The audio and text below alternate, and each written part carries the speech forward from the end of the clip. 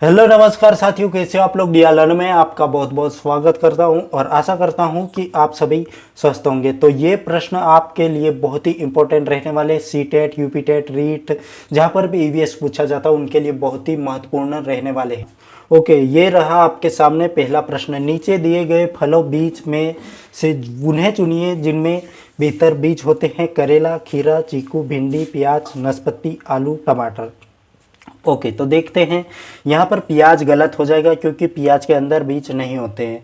आलू भी गलत हो जाएगा क्योंकि आलू के अंदर भी नहीं होते हैं।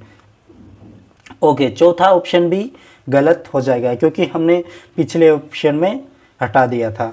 तो इसका राइट आंसर हो जाएगा ऑप्शन नंबर 3, करेला, खीरा, चीकू, भिंडी, नाशपाती, टमाटर।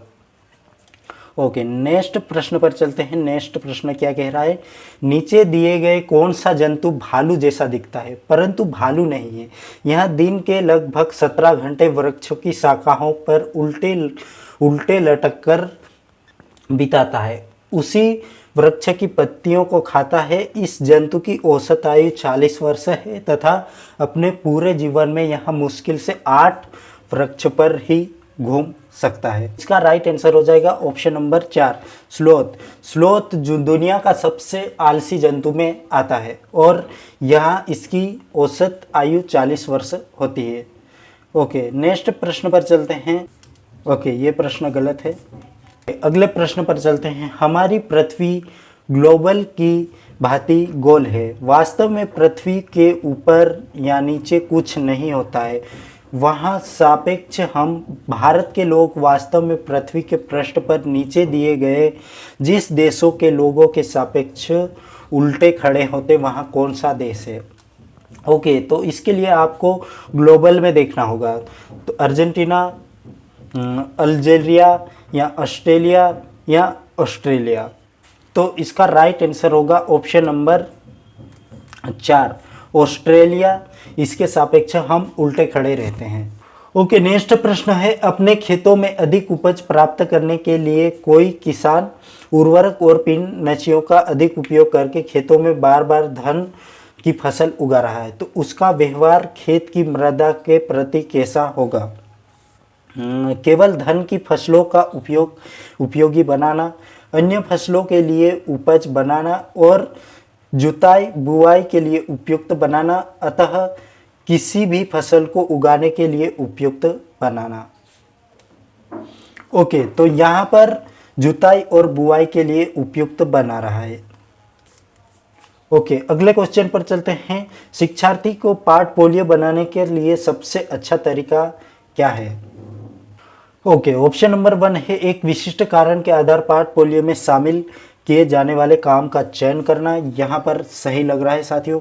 एक शिक्षक काम में सभी वस्तुओं का चयन करना, ये गलत हो जाएगा क्योंकि एक काम में सभी वस्तुओं का चयन नहीं कर सकते क्योंकि बच्चा इतनी प्रतिक्रिया नहीं कर पाएगा। शिक्षार्थी अपने काम का चयन करके उनके अपने पोर्टफोलियो में शामिल करवाना, ये भी गलत हो जाएगा क्योंकि अपने काम को चयन करके अपने पोर्टफोलियो में शामिल करवाना यह गलत हो जाएगा। ओके, ऑप्शन नंबर डी है एक समय अवधि में शिक्षार्थियों के कामों के विभिन्न स्तरों को इकट्ठा करना।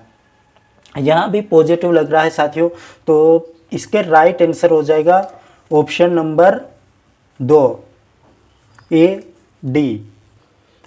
ओके, नेक्स्ट प्रश्न है। एक ईवीएस शिक्षक अपने शिक्षार्थियों को पड़ोस में इस्तेमाल होने वाले विभिन्न ईंधनों पर एक सर्वेक्षण करने को कहता है और इस सर्वेक्षण के संचालन के दौरान निम्नलिखित में से कौन सी प्रतिक्रिया कौशल विकसित की जाती है। ओके, ऑप्शन नंबर 1 है परिकल्पना बनाना और ऑप्शन नंबर 2 है समालोचनात्मक चिंतन और ऑप्शन नंबर 3 है रिकॉर्डिंग और सुनने के कौशल और ऑप्शन नंबर 4 है पूर्व अनुमान, रिपोर्टिंग और कौशल।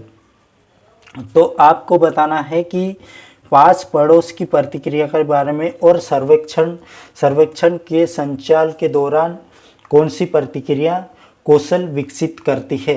इसका राइट आंसर हो जाएगा ऑप्शन नंबर 2, समालोचनात्मक चिंतन और गहन चिंतन की जाएगी तो यहाँ पर सर्वेक्षण और कौशल विकसित होगा साथियों। ओके, नेक्स्ट प्रश्न है। सीखने के लिए निरंतर आकलन की आवश्यकता क्या है? ऑप्शन नंबर 1 है इसका उपयोग बच्चे के बारे में फैसला सुनाने के लिए लिया जाता है। और ऑप्शन नंबर बी है इसे सीखने की स्थिति में निहित किया जाता है। और ऑप्शन नंबर सी है यहाँ शिक्षकों को उनकी शिक्षण अधिगम विधि का समायोजन करने की गुंजाइश प्रदान करता है। और ऑप्शन नंबर डी है सही शिक्षार्थी को अपने काम की निगरानी और सुधारने के लिए कोई गुंजाइश नहीं प्रदान करती। तो इसका राइट आंसर आपको कमेंट बॉक्स में कमेंट करना होगा। और आज के लिए बस इतना ही और मिलते हैं अगले वीडियो में, तब तक के लिए नमस्कार।